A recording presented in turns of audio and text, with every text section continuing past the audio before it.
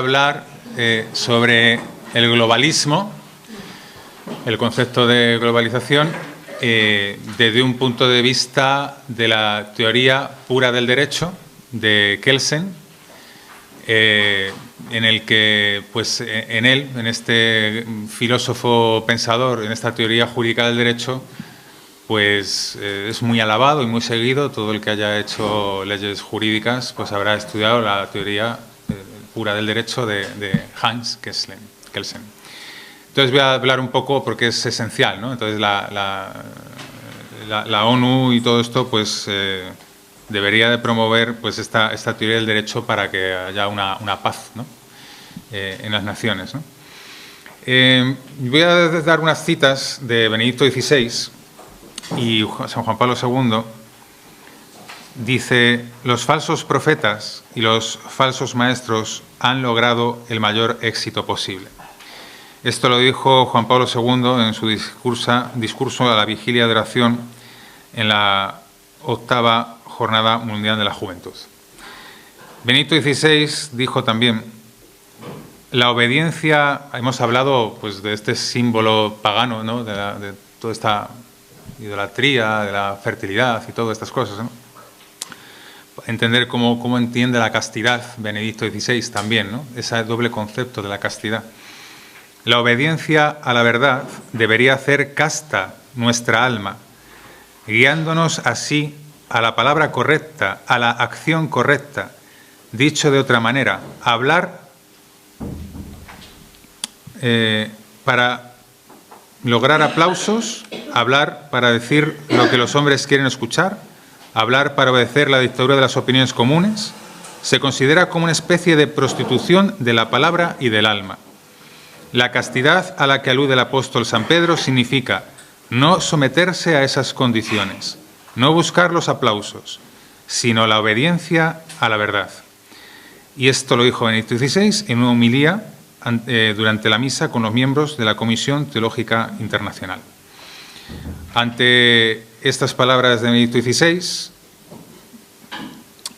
que son muy importantes estos dos papas en el concepto de desarrollo del globalismo, pues ya sabemos que Juan Pablo II tuvo que vivir durante un totalitarismo, que gracias a él, este misterio de la Virgen en 1981, pues le salvó la vida a un hombre que, bueno, pues quería ser asesinado por el comunismo, precisamente porque él era el que iba a hacer caer el muro de Berlín sin derramar una sola gota de sangre, ¿no? Este gran papa viajero que ha hecho pues tan grandes cosas, empezando por hablar bien del Génesis, del matrimonio y de la familia, en esas catequesis, ¿no? Del hombre y mujer los creo, que es un libro precioso que también os recomiendo leer, ¿no? Donde habla precisamente de la bondad de Dios, cómo entra en el Génesis, cómo entra a hablar de esa maravilla de lo que es el hombre y de lo que es la mujer, ¿no?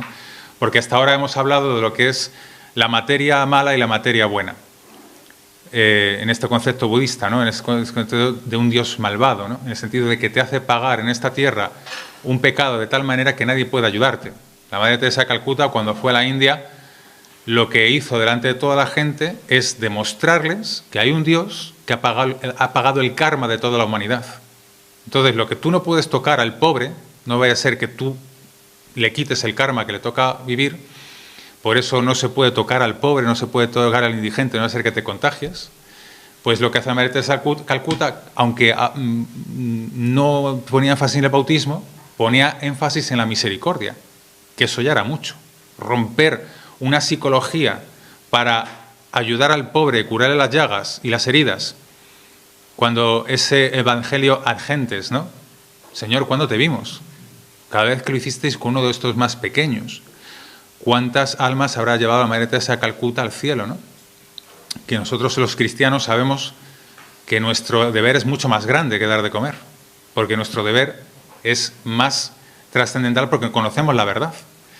Nosotros, como dice San Pablo, aunque entreguemos el cuerpo a las llamas, aunque conozcamos la lengua de los ángeles, si no tenemos caridad, ¿no?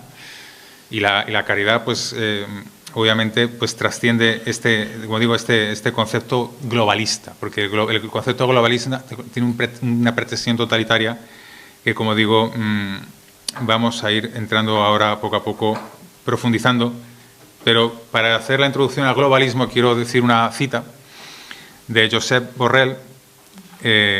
Dice: los talibanes han ganado. Tenemos que tratar con ellos. El alto representante de la Unión Europea de la política exterior, Josep Borrell, afirmó que los talibanes han ganado la guerra en Afganistán y que hay que tratar con ellos. No es cuestión de reconocimiento oficial, sino de tratar con ellos. Tenemos que implicarnos con ellos. Esto que dice Borrell es una teoría globalista, ¿no? La ONU, que pretende imponer en Occidente el delito de homofobia, de transfobia, como crimen contra la humanidad, en este cambio de paradigma, en este cambio antropológico, donde la humanidad ya no es hombre y mujer, sino que la humanidad no sabemos lo que es. No sabemos lo que es la persona. Y si no sabemos lo que es la persona ya no tiene derechos. No podemos dar un derecho jurídico a una persona porque no sabemos lo que es. Entonces, ¿cómo se debe tratar el derecho? Según la teoría de Han Kesselman, que es el que imponga la ley, el más fuerte. Y estas palabras de Josep Borrell, que como los talibanes han ganado, tiene un sentido precisamente en este concepto. Y para ello, el mejor que sabe de estas cosas es el padre Michael Sontjans, que fue un enviado de Juan Pablo II a la ONU. Este enviado de Juan Pablo II fue enviado, pues, como todos los enviados que son allí, para conocer realmente qué es lo que se cuece en esas instituciones. Entonces, fijaos que escribe un libro, La cara oculta de las Naciones Unidas, en español, en el 2000, luego el mismo en inglés, y hay otro en francés. Están descatalogados, esto no lo vais a encontrar. Está en PDF en algún repositorio de Internet, que se puede descargar en PDF, que está por ahí todavía circulando, pero ya está descatalogado. En cambio, curiosa y misteriosamente, está en francés. En francés está por 9 euros, muy asequible, porque el que está descatalogado está en alguna papelería y vale 180, 190, lo que se le quiera poner el precio, ¿no? Pero no se encuentra de segunda mano, lo he tratado de buscar y no he encontrado. Lo digo porque este libro y la investigación de este sacerdote, pues es importantísimo para el concepto de los nuevos derechos y lo que quiere imponer la ONU, ¿no? Dice que Juan Pablo II pidió al padre Michael Sontjans, demógrafo belga, filósofo y teólogo, sentarse en la ONU e investigar lo que sucedía allí. Yo lo recojo en mi libro porque yo lo que hago en mi libro un poco es también recoger fuentes. Yo lo que pretendo es no decir yo sé esto, sino yo os aconsejo que para entrar en conocer lo que es la masonería, el globalismo, yo de hecho tengo aquí estos libros que ahora podéis echar un ojo, que voy a recomendar. ¿Para qué? Para que no uno investigue en muchas bibliotecas, sino que desde las que son exactas uno pueda ya tener un concepto, por si lee una cosa que es contraria, diga no, pero es que esto es contrario a lo que dice la fuente auténtica, ¿no? Por así decir. Entonces yo recojo aquí varios libros, incluso algunos los cito, con su permiso de los autores, en este caso en el de Alberto Bárcena. Iglesia, masonería, las dos ciudades, que es imprescindible para comprender todas las estructuras. El profesor Alberto lo que hace es un trabajo ingente de hacer entender de que esto es muy real y con datos, fechas y situaciones habla de todo para que comprendamos cómo se ha ido dando este proceso y todos los tentáculos que tiene la masonería, y hace un trabajo científico, totalmente científico. De hecho, tiene una tesis muy buena sobre lo que pasó en el Valle de los Caídos. A mí me enseñó, la tesis puede ser un tanto así, y a mí me enseñó lo que hay detrás de esa tesis. Y es una pila de archivos así de alta. O sea, lo que él dice en su tesis es inapelable. O sea, porque hay un trabajo detrás ingente, como podemos encontrar realmente en este libro. Bueno, aquí dice que la cara oculta de las Naciones Unidas, un libro peligroso para el nuevo orden mundial, porque los católicos podrían acceder a una información sobre la ONU que nunca han oído y jamás nadie les dijo, salvo un sacerdote de tipo francotirador, el padre Michael Sontjans. Aquí cuando hablan de sacerdotes francotiradores, dices, bueno, será de mercenarios que luchan en su propia guerra y sus intereses. porque un sacerdote francotirador es lo que mejor podemos tener, ¿no? Porque causar bajas al enemigo es lo que hace un francotirador. Una disposición privilegiada, que es la que deberían tener los obispos, eso sería lo que tendrían que ser los francotiradores para, como profetas, ver venir las cosas y avisarnos. Estos profetas fueron Benito XVI, Juan Pablo II, León XIII, ¿no? Y nos avisaron de lo que iba a pasar y ciertamente estamos viviendo esas cosas ahora, ¿no? Dice, un nuevo orden mundial basado en una visión que él defiende como satánica.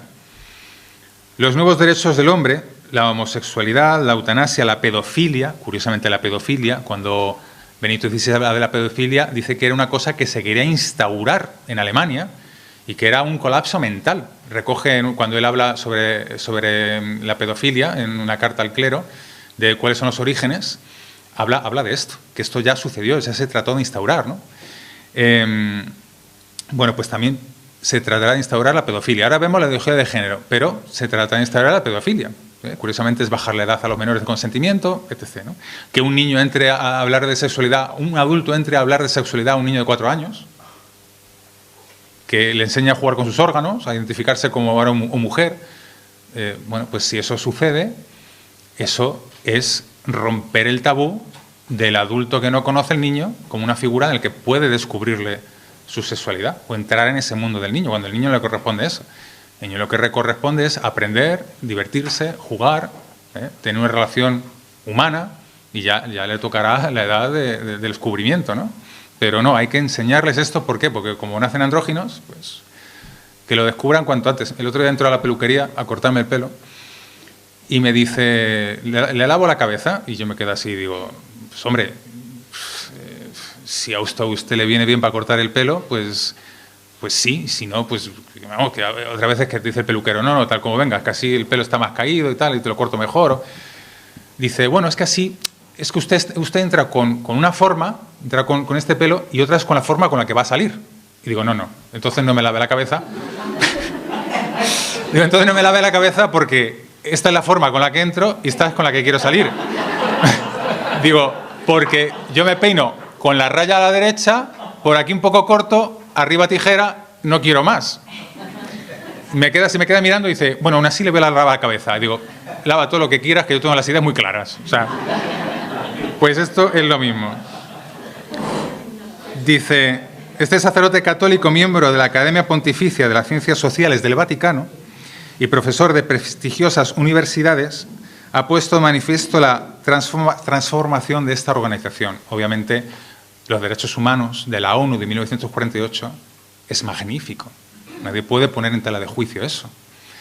El problema es que ahora son los nuevos derechos.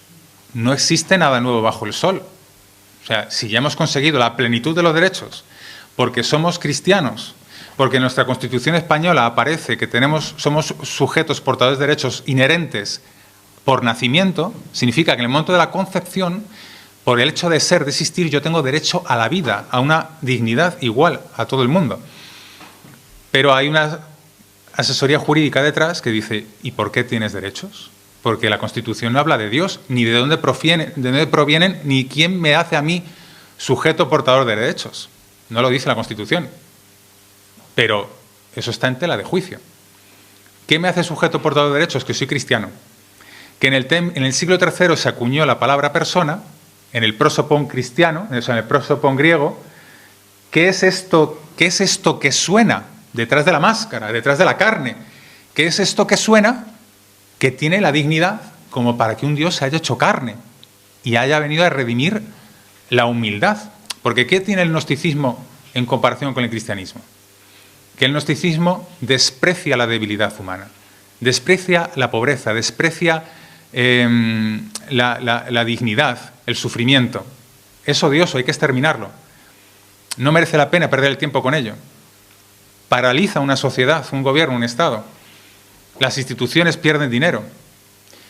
El Tashio Ario, no sé, era de Japón, decía a sus gobernantes mayores, ya estáis tardando en moriros, que estáis costando mucho a la sociedad. Luego se arrepintió.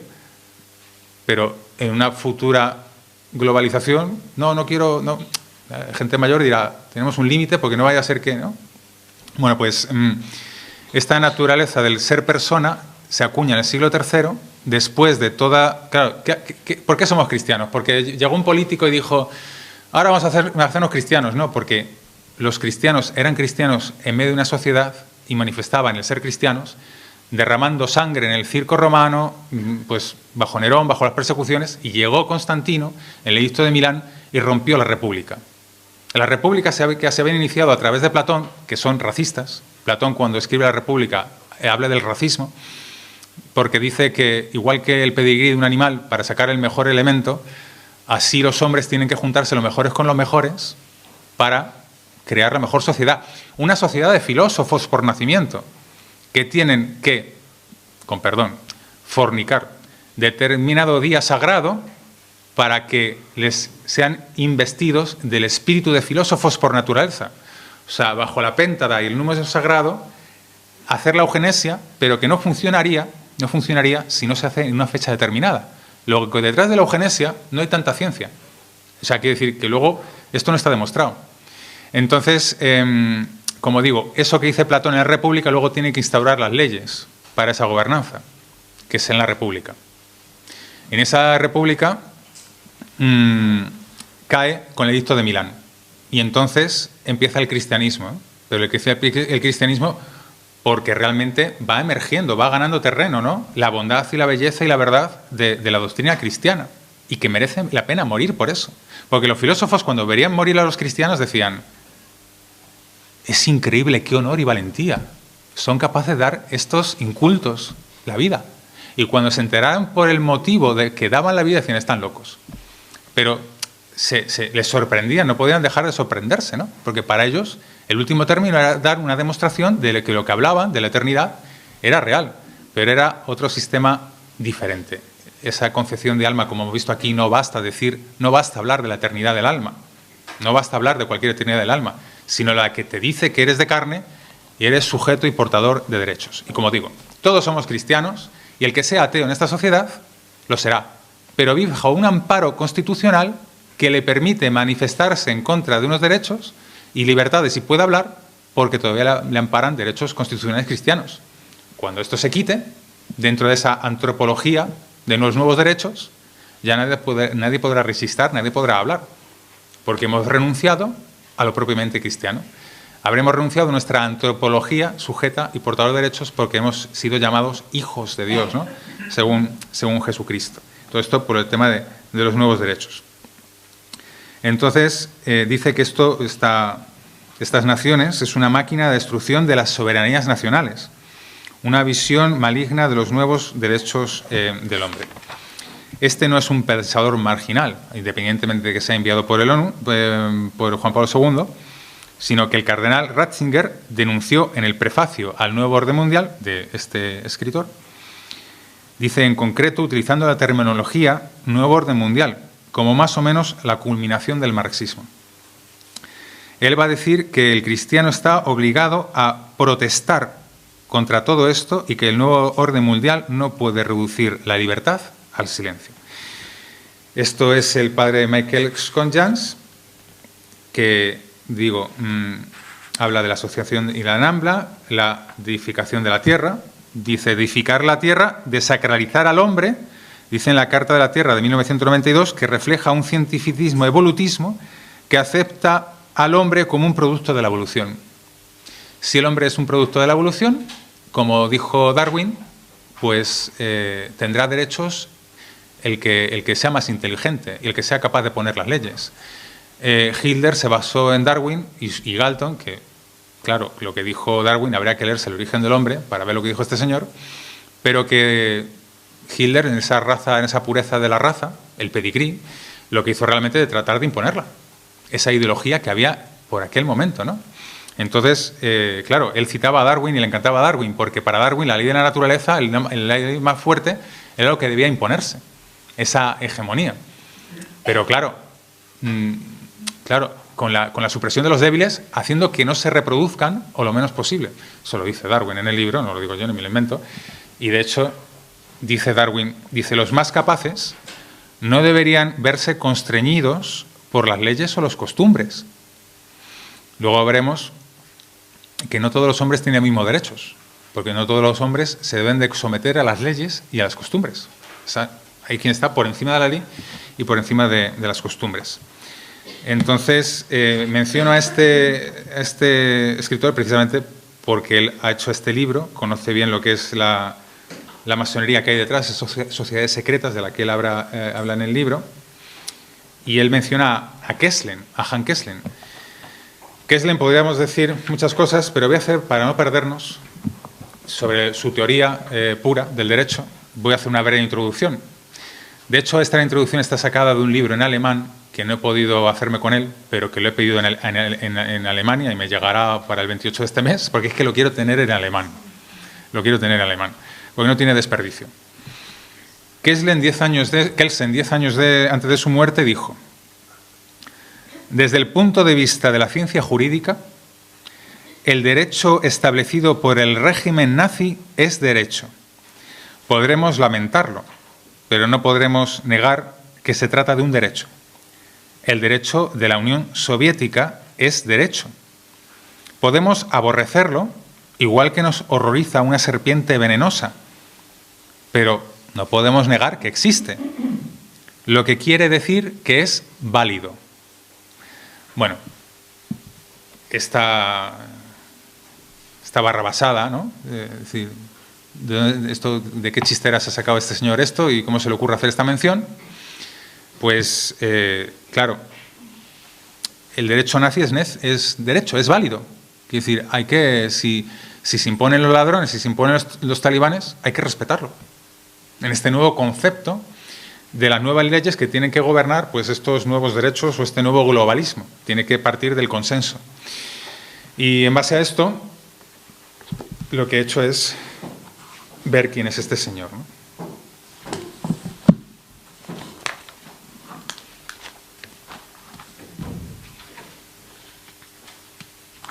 Bueno, le hacen una entrevista a raíz del libro al profesor, ¿no?, sobre la cara oculta de la ONU, cuando era profesor emérito de la Universidad de Lovaina, y le hacen una entrevista. Y le preguntan, durante el Congreso de la Globalización, la Economía y la Familia, organizado en Roma en el 27 al 30 de noviembre del 2000 por el Consejo Pontificio para la Familia, usted expuso la concepción de la globalización según la ONU. Esta concepción se encuentra también ampliamente analizada en su reciente libro, Le Fachet Caché de la ONU, lo dicen en francés, que es el único que está, editada por pues las ediciones en París. Según usted, esta concepción tiende a considerar que el medio ambiente tiene más valor que la persona. ¿Cuál es la cuestión? ¿Cuál es su preocupación? Dice, se trata de imponer una organización en el mundo de inspiración neoliberal con una voluntad de gobernar políticamente el mundo entero, limitar la soberanía de los estados y colocar estos bajo un control de poder político mundial. Aquí el cardenal Rouco, con esta gran lucha contra el aborto, que creía que pues estaba haciendo unas buenas labores políticas en la época de Rajoy, pensaba que iba a imponerse la ley, ¿no?, en este del aborto, pero no se ha dado cuenta de que esto era supranacional. No, se daría cuenta y de sobra, pero que esto era supranacional. Ya no atendemos a leyes que se nos impongan, ya se nos imponen desde arriba, ¿no? Bueno, pues esta visión holística, sigue diciendo el padre, considera que el mundo constituye un todo que posee más realidad y valor que las partes del todo que lo constituyen. Dentro de este todo, la aparición del hombre solo significaría un avatar de la evolución de la materia. Si el hombre es una evolución del avatar de la materia, todo está en evolución. Las leyes, los conceptos. Yo no puedo tener más derechos por mi moral cristiana que otra moral de otra religión, como lo hemos visto, aunque denigre a la mujer. Porque somos un avatar de la materia. No estamos definidos todavía. Entonces, dice, usted expresó con serias reservas en relación a la Carta de la Tierra, un documento que la ONU prepara para ser publicado. Bueno, ya ha sido publicado. Usted afirma que dicho documento está influenciado por el pensamiento New Age. ¿Cuál es esta relación de New Age de dicho texto? Dice, el hombre, siendo solo el producto de una evolución material, debe someterse a imperativos del mundo que lo rodea, de la naturaleza y la ecología. La ecología es un término acuñado por una persona que fue el impulsor de la solución final para los judíos. Porque esta ecología concebida del ser humano es que hay que poner un orden en la naturaleza. Está el rey león, hay sobrepoblación de animales, pues extinguen o no, el humano lo mismo. Hay que regular la población y la natalidad. Esto del maltusianismo. Bueno, pues el maltusianismo es una regulación ecológica concebida del hombre como menos que la materia. ¿Cómo no va a ser regulado el hombre ecológicamente? Se dictarán leyes de cuánta población debe haber aquí, ¿no? Como en China, cuántos niños deben nacer o no. Esto, pues un poco lo que hay detrás de esa concepción ecológica. No quiero decir con esto que el ecologismo sea todo eso. Antes del ecologismo había otra palabra que ahora no recuerdo, pero que siempre nos hemos preocupado de la naturaleza, como es obvio.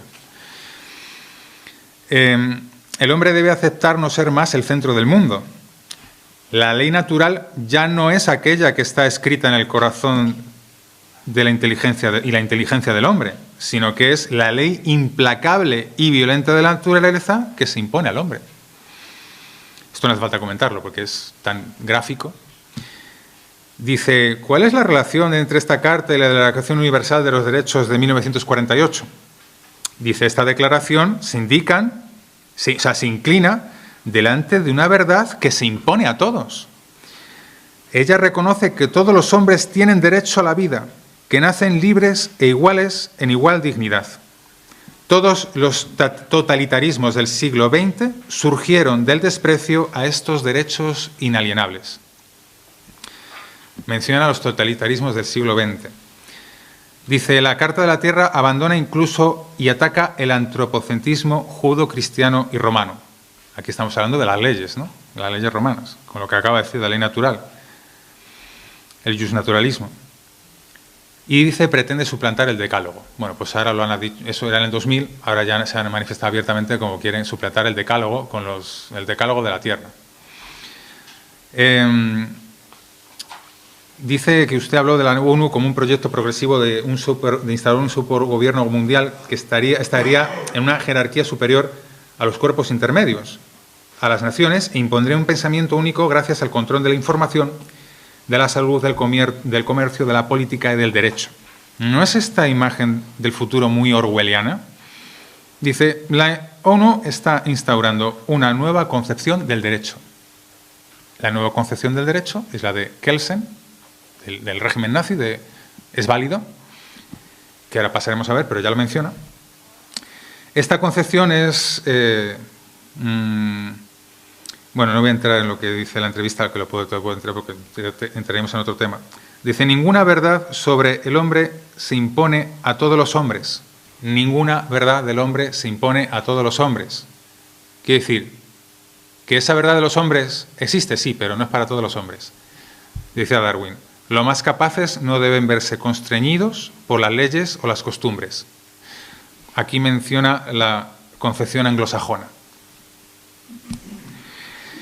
Dice, la eutanasia debe ser liberada. Las uniones homosexuales tienen los mismos derechos que la familia. Estos son los nuevos derechos del hombre. Esto es para instaurar, claro, aquí podríamos decir, bueno, ¿qué pasa aquí? Están citando la homosexualidad. Bueno, pues es que no son hombres, no son personas, pero es que ellos van a quedarse sin derechos también. Si es que si tienen derechos es porque se les protege.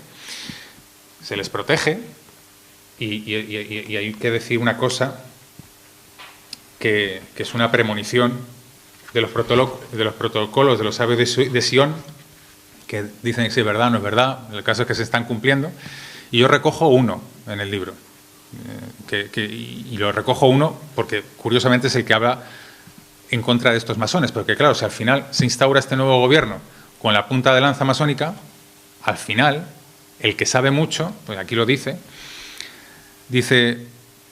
el mensaje...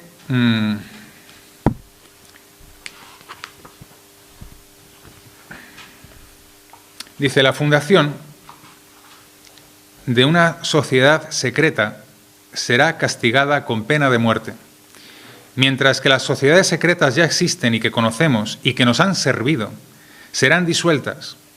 Exiliaremos a continentes lejanos a aquellos masones que saben mucho. O bien reduciremos su número y los masones que por cualquier razón o autoricemos a residir en Europa vivirán en un temor perpetuo de exilio, dado que promulgaremos una ley que les alejará del centro de nuestros gobiernos, es decir, de Europa, a todo hombre que haya demostrado que fue miembro de una sociedad secreta, aunque esta sociedad haya dejado de existir. Las decisiones de nuestro gobierno serán definitivas y sin apelación. O sea que cuando uno sirve a Lucifer, que le sirve para sus intereses hasta el punto de que ya no le interese. Dice, y esto es una profecía cumplida del apóstol San Juan: vi allí una mujer sentada sobre una bestia de color escarlata, cubierta de títulos blasfemos. Tenía 7 cabezas y 10 cuernos, y añadió: son las aguas donde has visto sentada la prostituta. Son pueblos y multitudes, naciones y lenguas. Los 10 cuernos que has visto y la bestia, estos aborrecerán a la prostituta, dejándola asolada y desnuda. Se comerán su carne y la destruirán con fuego, pues Dios ha puesto en el corazón ejecutar el designio divino, ponerse de acuerdo para entregar su reino a la bestia hasta que se cumplan las palabras de Dios. Bueno, no quiero decir que la masonería sea este simbolismo masónico, pero que en el fondo los protocolos y todo este simbolismo ni siquiera, ni los homosexuales, ni los masones tendrán cabida en este nuevo orden mundial. Porque las planchas masónicas, esa ideología, son los que sostienen el encofrado.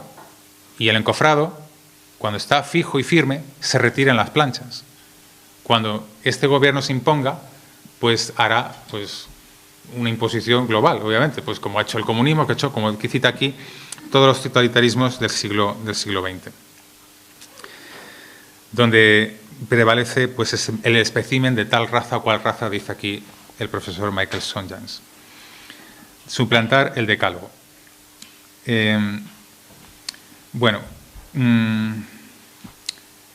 Instaurar nuevos derechos, debilitar las naciones soberanas. Dice, para esto deberán recurrir al mayor consenso posible, recurriendo, si es necesario, a la corrupción, al chantaje o a la amenaza. Ninguna organización está dispuesta a reconocer que está infiltrada por la acción de cofradías secretas, pero no hay duda de que este tipo de sociedades existen. San Juan Pablo II, en un discurso que hizo a la ONU en la audiencia general del 25 de agosto de 1999, 25 de agosto, o sea, acabando ya el año, ya tenía toda la información que le había proporcionado este enviado de la ONU. Y cuando hace esta declaración, dice, y recito fragmentos, dice: las estructuras de pecado son abandonar valores fundamentales, pecados sociales, comportamientos colectivos y de hasta enteras naciones y bloques de naciones, de sistemas políticos, estructuras de pecado que frenan el desarrollo de los pueblos. La nueva evangelización es llegar hasta allí. Esto lo dijo obviamente con la información de los totalitarismos que había vivido y de la proyección totalitaria que tenía en este momento la ONU con esta información que le da este enviado que, digo, era una eminencia y que creo que el Papa Francisco le ha escrito incluso algún libro del prólogo, no sé si ha fallecido hace semanas o en mayo. Se ha estado muy vivito y coleando. Entonces vamos a pasar a la teoría pura de esta del derecho, ¿no? Que se tiene que, o debería implantarse, o que de alguna manera ya está presente. Con unas pinceladas del sistema crítico que hacen en la Universidad Pontificia Católica de Chile. El sistema jurídico de... ¿Cómo es el nombre de este Michael? A ver si lo sé pronunciar bien. Michael Sonjans. Lo tenéis aquí ampliamente recogido. Es Choyans. Es Choyans. Es belga. Bueno, entonces, continúo. hay la revista chilena de Derecho habla del sistema jurídico de Kelsen y es una síntesis y crítica. Entonces, de ahí es donde saco lo que voy a decir a continuación. Kelsen enseña que no hay bien ni mal, concepto obviamente que hemos visto en la masonería. Enseña que los valores son arbitrarios y que pueden existir normas contradictorias y que el derecho no tiene por qué ser justo. Que los ladrones deben ser considerados como un Estado si logran sobreponerse a él. Por eso le relataba la noticia de Borrell, ¿no? Pero no queda en eso. Oye, he pagado con el sudor de mi frente y con la ayuda del trabajo de mis hijos la casa que tengo. Sí, pero es que ahora ha entrado un ocupa. Es que la ley ha cambiado. Es que ahora él tiene derechos porque ahora está dentro de tu casa. Oye, pero ¿es justo? No, pero es válido. Y vemos que es válido, ¿no? O sea, que hay esa torsión luciferina, anarquista, pasa por ese tipo de cosas jurídicas que parece como que no solo la política está infiltrada, ¿no?, de este concepto. Y lo que dice aquí es fuerte, ¿no? Pero está ahí, está ahí. Y es estudiado y es ensalzado y se tiene en cuenta. Es una persona que está muy considerada. La pureza de la teoría del derecho, dice Kelsen, he llamado a su obra capital la teoría pura del derecho, porque su intención ha sido liberar a la ciencia jurídica de elementos extraños. ¿Qué elementos extraños son para la ciencia jurídica? Lo dice. La psicología, la sociología y la ética. Fuera de la jurisdicción, ¿no? Y esto me suena a un falso mesías judío de 1650, que lo tenía aquí preparado para la anterior charla, que dice: he venido a liberar al mundo de todas las leyes y de todos los mandamientos. Todo debe ser destruido a fin de que el buen Dios se revele. Hay un buen Dios, que ya sabemos quién es, que se tiene que revelar, porque el que teníamos hasta ahora, el que nos ha puesto las leyes que tenemos ahora, la moral y todo eso, es malo. Luego, este otro Dios debe tener algunos derechos válidos, ¿no? El Lucifer, ¿no? O sea, algo bueno tendrá.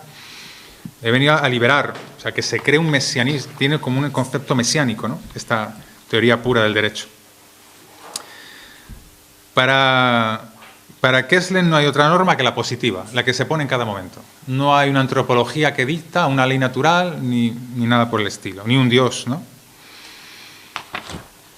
Según el derecho de los estados, dice Kelsen, el gobierno está facultado, ojo, porque esto lo dice.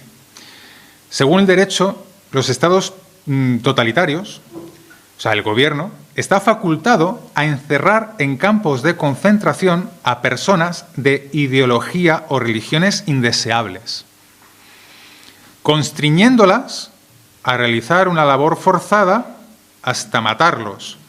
Actos semejantes pueden ser juzgados moralmente con la máxima severidad, pero no se puede considerar como actos externos al régimen jurídico de sus estados. Algunos de estos actos pueden ser entendidos como sanción, como reacción frente a determinada conducta humana, extendiéndose por ciertos caminos de determinada conducta, bueno, en fin. No ha sido incluso también un delito cuya comisión de un individuo no haya sido jurídicamente comprobado. Aunque no haya comprobado tu delito, te puede meter en la cárcel. Es más, si tienes indicio de poder cometer ese delito, te puede meter en la cárcel. Aquí estaríamos hablando de las políticas, de las religiones indeseables, es el cristianismo, que es la más indeseable, porque solo el cristianismo te dice lo que es la ley natural inscrita en el corazón del hombre y que todos tenemos derechos inalienables por el nacimiento, y defiende a la mujer y defiende al varón, como es obvio. No voy a entrar en eso ahora, porque, en fin. De estas ideologías, ¿no? Dice,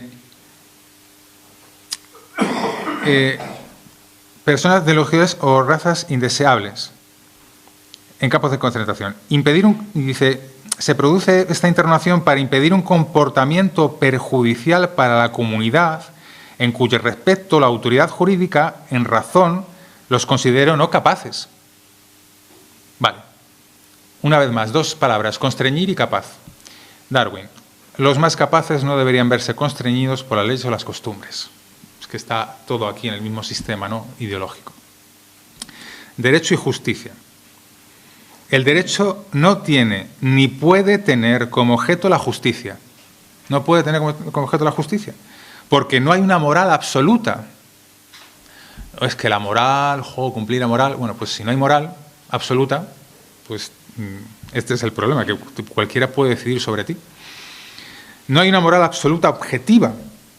Su distintivo es la coactividad, y esto es un término jurídico en el que no voy a entrar, que también hay una crítica sobre él. Como no hay moral absoluta, demostrable científicamente, dice Kelsen, no puede señalarse la justicia como un fin del ordenamiento jurídico. Es que esto no es justo.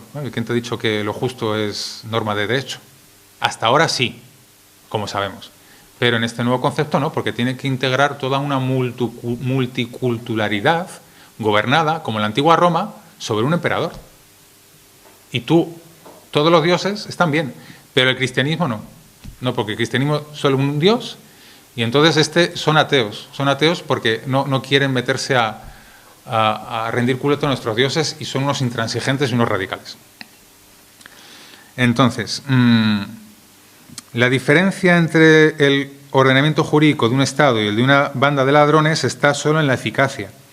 Como ni la justicia ni ningún valor moral pueden distinguir el ordenamiento jurídico, cabe preguntarse, dice Kelsen, en qué se diferencia la orden emanada del Estado de una orden de banda de saltadores de entregar dinero. Esa pregunta nos podemos hacer hoy también, ¿no?, que tiene que ver una cosa con la otra.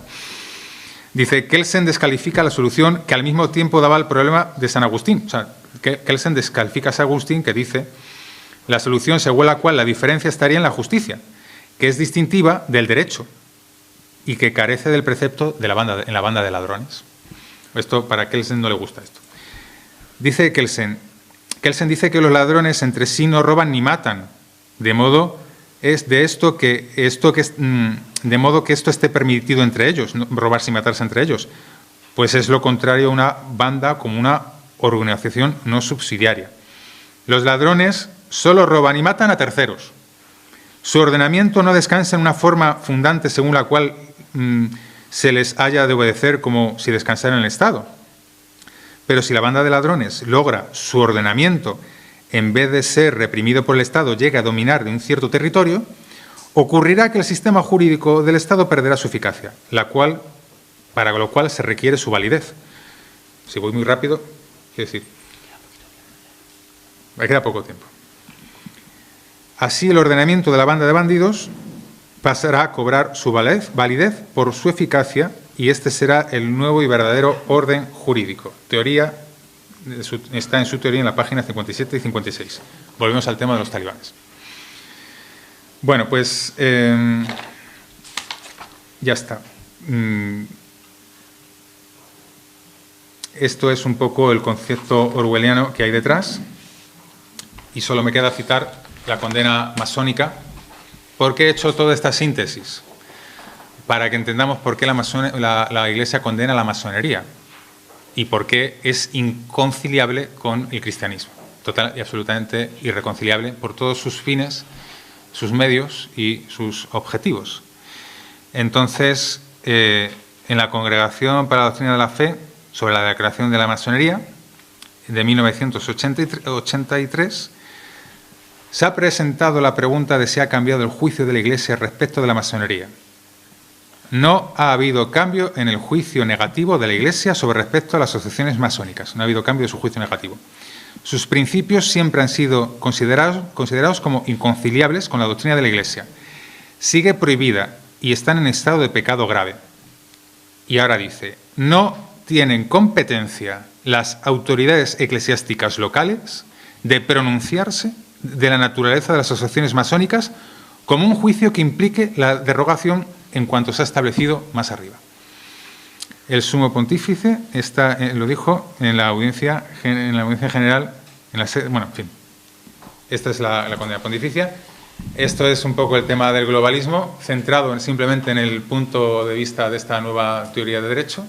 Es mucho más amplio, pero solo he querido enfocarlo en este punto, y aún así hemos visto que nos ha dado para mucho. Luego ya pasaré a explicaros. El libro que escribí pues dice un poco la síntesis de todo lo que he dicho, ya habría que ampliarlo mucho. Cito varios libros al final, que los he traído aquí para lo que veáis. Es un poco información. Más que un libro es información en formato libro, por así decirlo. Está pendiente la revisión, encontréis faltas de ortografía y mucha información, ¿no? Más que otra cosa. Pero pretende imponer también una defensa a favor de Dios. Es un concepto también desde la oración, son citas bíblicas y es un concepto de reconocer que Dios es bueno, ¿no? También se puede definir como un prólogo, ¿no? Un poco la conferencia que acabo de dar, así, de esa manera, es un poco el estilo del libro.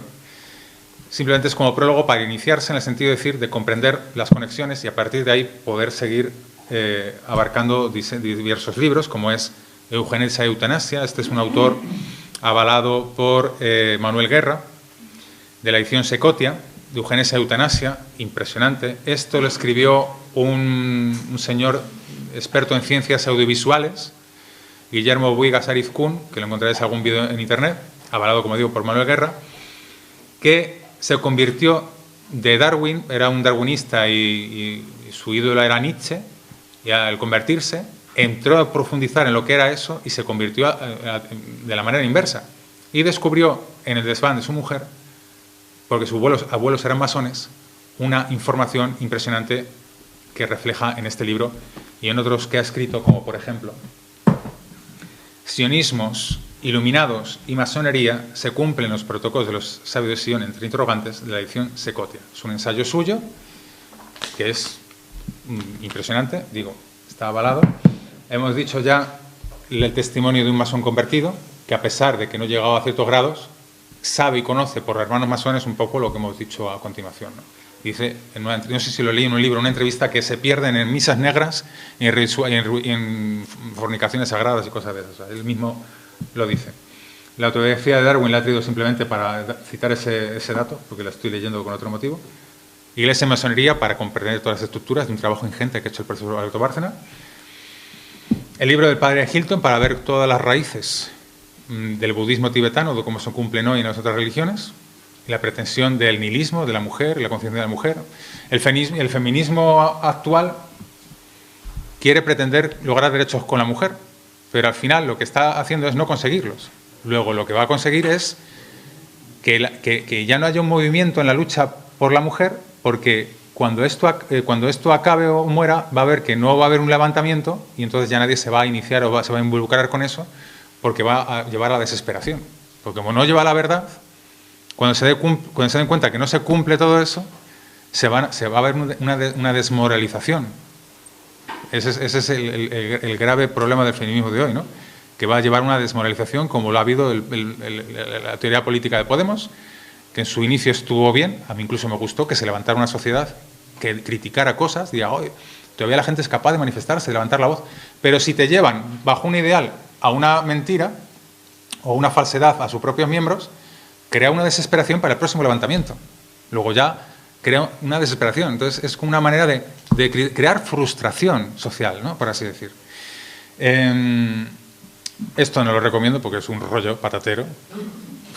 Te va a contar una cosa que no tiene sentido ninguno, pero lo traigo al caso para que veáis que aquí, a las fuentes que he recurrido, y algunas más. Y Manuel Guerra. Manuel Guerra escribió este libro y quisieron los masones quitarlos de las librerías, porque descubrió, y dice aquí quién es su Dios, al Dios que ellos veneran, porque dicen que no veneran ningún Dios, pero sí que lo veneran, y se llama Jabulón. La palabra perdida resultó ser Jabulón, anónimo de Yah, abreviatura del nombre divino hebreo Yahvé. La Y, en vez de una G, es la Y, ¿no? Bul, abreviatura de Baal, joven dios mistérico de las religiones cananeas, como ya hemos dicho, que tanto sedujo a los judíos, y On, nombre de un dios egipcio, según la tradición masónica, identificado realmente como Osiris. Al parecer, el dios On sería que On significaría no un nombre de un dios, sino la localidad famosa de la Heliópolis, Ciudad del Sol, a unos 10 kilómetros al noroeste del Cairo, donde estaba un gran templo dedicado al dios Ra o Sol, en el cual el sincretismo era evidente. Ya hemos dicho Amón-Ra, solo Custo, Saturno o Señor de los Anillos. Yo ya desde esta concepción os recomiendo ver el Señor de los Anillos. En ese sol oscuro Saturno, ¿no? Toda la concepción griega que tiene todo esto. Y en principio, pues eso es todo. Muy bien, muchas gracias.